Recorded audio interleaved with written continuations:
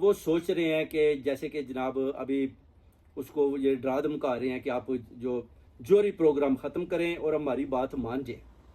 मगर इनको शायद इस बात का अंदाज़ा नहीं है कि जो ईरान है ना, वो ऑलरेडी एक एटमी पावर बन चुका है।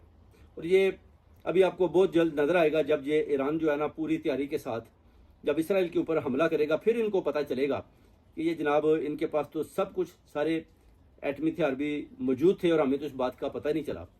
और जैसे कि अपना सदर जो अमेरिका का है वो भी कह रहा है कि मैं इनको बार बार पैगाम देता हूँ कि आप सरेंडर कर जाइए और हमारी बातें मान जाइए। आपकी बातें क्या हैं, यानी कि आप जोहरी प्रोग्राम जो है वो ख़त्म करें, अपना एटमी ताकत जो है आप उन मुल्कों में अपने आने की कोशिश ना करें जिनके पास ऑलरेडी एटमी हथियार हैं। मगर उनको ये पता होना चाहिए कि ऑलरेडी ईरान तो बना चुका है। और अभी जो आप आए दिन ईरान का कभी प्रेसिडेंट और कभी उनके चीफ ऑफ आर्मी स्टाफ को इस तरह जर्नैलों को मार रहे हैं, तो आप समझ रहे हैं कि शायद इस तरह वो डर जाएंगे। तो मेरा नहीं ख्याल कि ईरान इस तरह पीछे हटे, क्योंकि ईरान ने भी तैयार कर लिया है। वो कहता है कि अब हम जवाब देंगे। अभी तक तो ये कह रहे हैं कि हमारे मिसाइल उधर तक नहीं पहुंचे, तो वो कहते हैं कि इंशाल्लाह मिसाइल भी वो कहते हैं उधर पहुंचाएंगे। इस तरह की खबरें वो भी दे रहे हैं।